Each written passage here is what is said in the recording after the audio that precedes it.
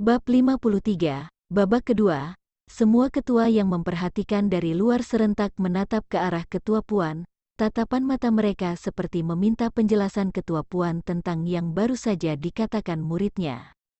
Raut wajah ketua puan terlihat berbeda dari sebelumnya.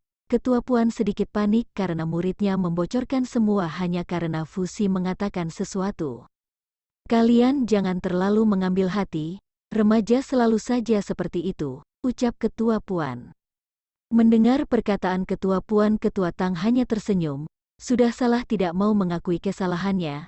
Tidak heran selama ini murid ketua puan selalu mendapatkan masalah karena ketuanya saja seperti itu, pikirnya. Walau mendengar perkataan ketua puan, semua ketua tidak mudah percaya kata-katanya. Lagi pula perkataannya sama sekali tidak masuk akal.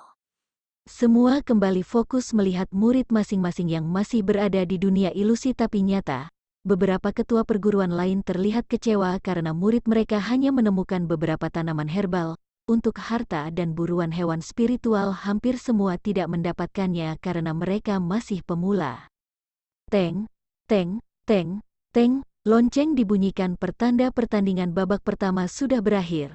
Tak berselang lama setelah lonceng dibunyikan, portal kembali terbuka di tempat masing-masing murid berada.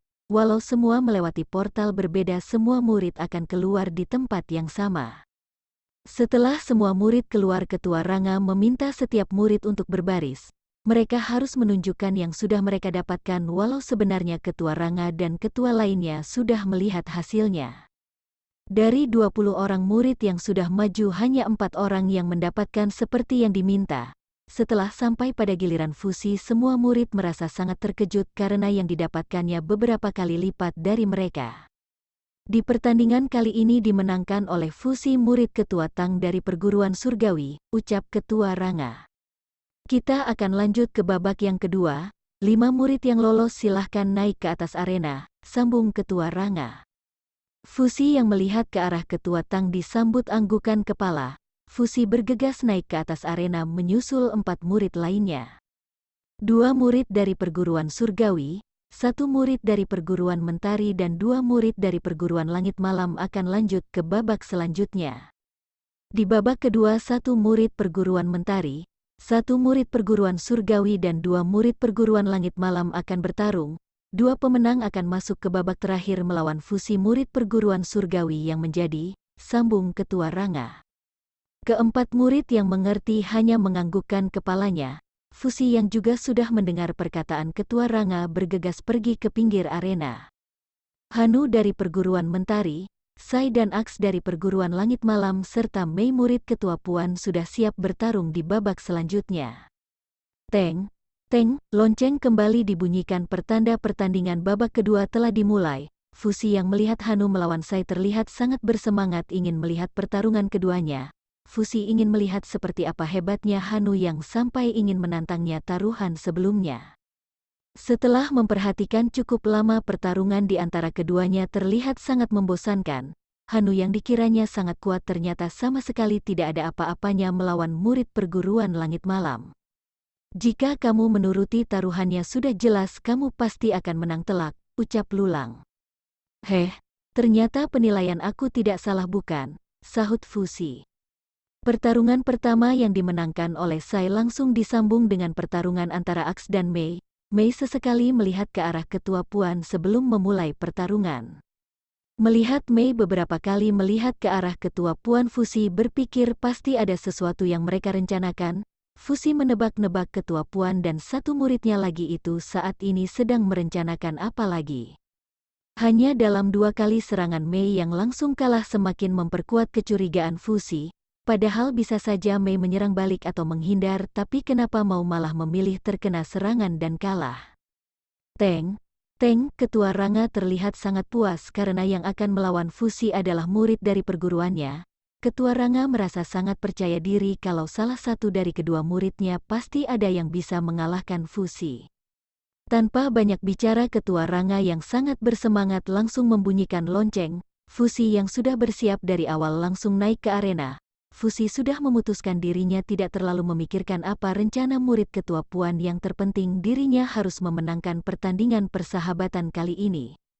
Sai dan Aks yang tidak ingin mempermalukan perguruannya karena menjadi tuan rumah bertekad kuat akan menang, tidak peduli di antara mereka yang menang mereka tidak akan membuat malu. Wes, Bruak, karena lonceng sudah dibunyikan Fusi tidak ingin membuang waktu lagi. Ruisi dengan cepat mengarah ke Sai dan melayangkan serangan pertamanya hingga membuatnya terlempar. Tidak terima Fusi berhasil membuat rekannya terlempar, Aks langsung mengarah ke Fusi. Aks terus menyerang Fusi tanpa henti sambil menunggu Sai untuk bangkit berdiri.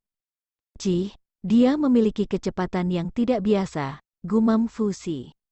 Lalu apa rencanamu? Tanya Lulang. Tentu saja, aku harus menyelesaikannya dengan cepat, ucap Fusi. Fusi yang memfokuskan kekuatannya ke tangan mengalirkan kekuatan batu hitam tanpa disengaja.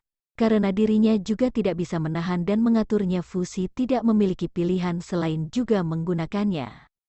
Wes, Bruak, Bruak. Dua serangan yang diarahkannya secara bersamaan membuat Sai dan Aks sama-sama terlempar ke belakang. Keduanya yang terluka cukup parah membuat Ketua Ranga langsung membunyikan lonceng pertanda pertandingan telah berakhir. Walau tidak menyangka kedua muridnya kalah telak, Ketua Ranga tidak bisa berbuat apa-apa. Dirinya memang harus mengakui kalau Fusi layak menjadi murid ketua utama perguruan surgawi. Aku umumkan pertandingan persahabatan kali ini dimenangkan oleh Fusi, murid ketua utama perguruan surgawi, ucap Ketua Ranga sambil mengangkat satu tangan Fusi. Dia pantas menjadi pemenang. Bukankah sangat memalukan jika memiliki dua roh hewan spirit tapi kalah, sahut Ketua Puan dengan suara keras. Semua ketua perguruan lain yang masih berada di pinggir arena langsung menatap ke arah Ketua Puan. Mereka merasa sangat penasaran apa maksud perkataan Ketua Puan dan siapa orang yang memiliki dua roh hewan spirit itu. Ketua Tang dan Fusi yang juga mendengar perkataan Ketua Puan sama-sama mengernyitkan dahi. Mereka baru menyadari ternyata itulah rencana Ketua Puan yang sebenarnya. Karena dari awal dirinya tidak bisa menjadikan Fusi menjadi muridnya, Ketua Puan masih tidak bisa menerima, dan karena dirinya tidak bisa menjadikan Fusi muridnya, Fusi juga tidak seharusnya menjadi murid Ketua Tang. Apa maksud Ketua Puan? Mungkinkah ini perkataan omong kosong yang sama seperti sebelumnya? Ucap Ketua Ranga mewakili ketua lainnya. Aku sama sekali tidak mengatakan omong kosong, Fusi adalah. Sepertinya Ketua Puan sudah terlalu banyak bicara. Apa Ketua Puan berpikir kalau aku akan terus diam saja? Sahut Ketua Tang. Tapi Ketua, aku hanya berkata yang sebenarnya saja kalau muridmu memang memiliki dua roh hewan spirit, ucap Ketua Puan. Ketua Tang hanya menatap tajam Ketua Puan. Sepertinya memang dirimu selama ini terlalu baik sampai-sampai ada yang berani terus-menerus mencari masalah dengannya. Baiklah. Karena Ketua Tang tidak mau aku mau bahagia, aku tidak akan membahasnya lagi. Padahal sangat disayangkan muridmu memiliki dua roh hewan spirit tapi tidak ada yang mengetahuinya, ucap Ketua Puan. Semua ketua yang mendengar perkataan Ketua Puan merasa sangat yakin kalau yang dikatakannya benar adanya. Jika seperti itu berarti Fusi adalah remaja yang sangat langka.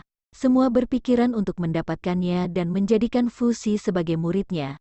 Tanpa banyak bicara, Ketua Tang langsung menggandeng tangan Fusi dan membawanya berpindah tempat ke atas awannya. Ketua Tang berpikir jika terlalu lama di sana para ketua perguruan lain pasti akan menarik Fusi dan memaksanya masuk perguruan mereka. Bab 54, para ketua perguruan lain. Sepanjang perjalanan Ketua Tang sudah memikirkan semuanya. Sebelumnya dirinya terlalu berbaik hati walau mengetahui Ketua Puan terang-terangan mencari masalah dengannya. Dan sekarang Ketua Puan kembali melakukan kesalahan yang sangat besar dan tidak bisa lagi dibiarkannya begitu saja. Sesampainya di tempatnya, Ketua Tang yang memasang wajah serius membuat keempat senior tidak ada yang berani menyapanya. Keempat senior hanya diam saja saat Ketua Tang meminta mereka untuk menjaga Fusi. Ketua Tang berpesan agar mereka benar-benar menjaga Fusi dan menghalangi setiap orang yang datang ingin bertemu dengannya termasuk dirinya jika saat pergi kembali dengan cepat. Keempat senior hanya menganggukkan tanda mengerti apa yang harus dilakukan. Setelah Ketua Tang pergi keempatnya, terutama Senior Ran merasa penasaran apa yang sebenarnya terjadi di sana. Sepertinya kita masuk ke kediamanmu dulu, aku sangat penasaran dengan apa yang terjadi selama di sana, ucap Senior Ran. Keempat senior langsung berjalan ke arah rumah Fusi yang tidak terlalu jauh dari lapangan. Baru beberapa langkah Fusi dan seniornya pergi, semua bisa merasakan langkah kaki yang baru saja menapak ke tanah. Senior Ran meminta Senior Yung untuk segera membawa Fusi pergi biar mereka yang menahan siapapun orang yang mendatangi mereka saat ini. Tunggu, kalian semua pergi saja, aku ingin berbicara dengannya. Suara yang terdengar tidak asing membuat kelimanya sama-sama memutar badan. Melihat Ketua Tang yang baru pergi sudah kembali, mereka semua yakin kalau saat ini yang berada di dekat mereka bukanlah Ketua Tang. Seperti yang sudah dikatakan Ketua Tang sebelumnya, Yung, kamu tetap bawa dia pergi biar kami yang menyelesaikannya di sini, ucap Senior Ran. Tanpa menjawab perkataan Senior Ran, Senior Yung langsung menghilang membawa Fusi berpindah tempat. Seseorang yang menyerupai Ketua Tang terlihat sangat tidak senang karena Fusi dibawa pergi. Kalian semua berani membantah perkataanku, ucap Ketua Tang palsu. Tidak perlu berpura-pura, kami tahu kamu bukan Ketua Tang. Sebelum itu kami hanya ingin memberitahumu kalau tempat ini tidak bisa sembarang dimasuki orang luar untuk waktu yang lama. Jika itu terjadi, segel akan terbuka dan kamu akan langsung menjadi abu, tidak peduli seberapa kuat kamu, sahut Senior Ran dengan serius. Sial, kenapa kalian tidak langsung memberikan anak itu saja padaku? Dengan begitu aku juga tidak akan berlama-lama di sini, ucap Ketua Tang palsu. Seperti yang sudah dikatakan oleh Senior Ran, semakin lama orang luar berada di wilayah Ketua Tang, hawa panas akan menyelimuti mereka. Senior Ran tidak berhenti mengingatkan kalau itu pertanda awal segel akan terbuka. Kalau kamu ingin kami menjawabnya, kami sama sekali tidak masalah. Tapi apa kamu yakin ingin terbakar menjadi abu di sini? Sahut Senior Rax. Benar. Jika itu sampai terjadi, jangan menyalahkan kami yang tidak mengingatkanmu, ucap Senior Man. Kalian tunggu saja, aku tidak akan menyerah, sahut Ketua Tang palsu yang langsung menghilang. Setelah Ketua Tang palsu menghilang, ketiganya menarik nafas panjang, mereka merasa sangat lega. Rencana mereka untuk menakut-nakuti orang luar itu berhasil. Untung saja kita sudah melatih ini cukup lama, ucap Senior Rax. Itu gunanya kita bersatu, sahut Senior Man. Karena orang itu juga sudah pergi, kita segera menyusul Fusi dan Yung saja, ucap Senior Ran disambut anggukan kepala Senior Man dan Rax.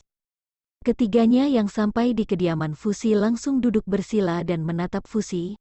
Mereka sudah tidak sabar ingin mendengar apa yang sebenarnya terjadi dan kenapa orang asing tadi mencari Fusi bahkan sampai menyamar menjadi Ketua Tang.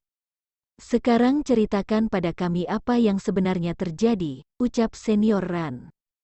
Hah, Fusi menarik nafas panjang sebelum menceritakan semuanya.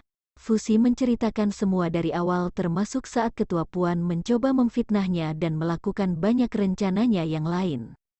Brak, apa? Senior Ran yang mendengar cerita Fusi sangat marah besar. Jika yang dikatakan oleh Fusi benar, tidak heran saat kembali wajah Ketua Tang terlihat sangat marah besar. Lalu siapa sebenarnya orang tadi? Kenapa dia sampai mencarimu? Tanya Senior Yung. Aku belum selesai menceritakannya pada kalian. Orang itu mungkin salah satu dari ketua perguruan lain yang ingin membawaku pergi.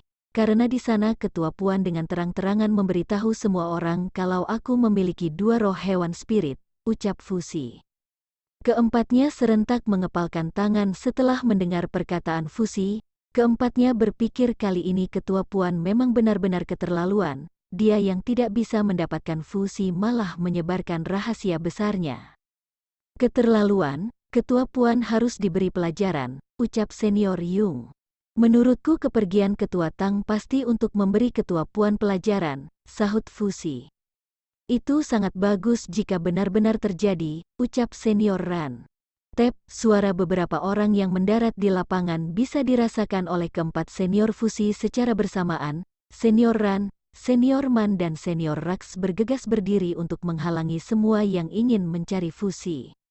Tunggu Senior, biarkan aku ikut, ucap Fusi bersiap berdiri. Tidak bisa, kami disuruh menjagamu jadi kamu tetap di sini, sahut Senior Ran. Mari kita pergi, sambung senior Ran yang langsung menghilang diikuti kedua senior lainnya. Fuzi terlihat kecewa karena tidak bisa membantu. Melihat Fuzi yang kecewa, senior Yung menariknya kembali duduk dan menjelaskan padanya kalau melindunginya adalah tanggung jawab yang sudah diberikan oleh Ketua Tang pada mereka berempat. Hah, Fuzi kembali menarik nafas panjang dan terpaksa hanya diam di tempatnya saat ini. Di tempat berbeda, ketiga senior yang tiba di lapangan melihat belasan ketua perguruan lain ingin mengarah ke kediaman Fuzi. Karena sudah mendapatkan amanah, mereka tentu saja tidak akan membiarkan mereka semua bertemu Fuzi apalagi sampai membawanya. Berhenti di sana, ucap senior Ran. Semua ketua perguruan lain menatap senior Ran dan kedua senior lainnya. Mereka semua sudah sangat mengenal senior Ran dan yang lainnya. Kehebatan senior Ran dan kedua senior lainnya juga tidak perlu dipertanyakan walau masih tidak sebanding dengan kekuatan mereka semua. Di mana anak muda itu? Kami ingin bertemu dengannya, ucap Ketua Ranga mewakili ketua perguruan lainnya. Kami sudah mendapatkan perintah untuk menghadang siapapun yang ingin bertemu dengannya. Jika kalian memaksa masuk, kami tidak memiliki pilihan selain melawan kalian, sahut senior Ran. Kami hanya ingin bertemu dengannya, tidak lebih, ucap Ketua Ranga. Tidak ada yang tahu maksud dari kalian semua. Aku hanya menjalankan perintah. Kalian bisa datang lagi setelah Ketua Tang datang, sahut senior Ran. Karena para murid senior Ketua Tang bersikeras menghadang, mereka tidak memiliki pilihan selain kembali pergi. Ketua perguruan lain tidak ingin bertarung yang nantinya malah hanya membuat mereka semakin tidak bisa bertemu oleh Fuzi. Melihat ketua perguruan lain sudah pergi, ketiga senior kembali menarik nafas lega. Padahal jika mereka benar-benar bertarung melawan para ketua perguruan lain, tidak ada kesempatan untuk mereka bertiga menang. Kami akan berjaga di sini, kamu kembali saja, ucap senior Rax. Benar, jika ada masalah yang sangat serius kami akan memanggilmu, sahut senior Man. Baiklah, di sini sementara aku serahkan pada kalian berdua, ucap senior Ran yang langsung menghilang pergi. Kedua senior langsung memasang mata dan telinga. Mereka berpikir tugas dari Ketua Tang pasti bisa mereka kerjakan sampai Ketua Tang datang.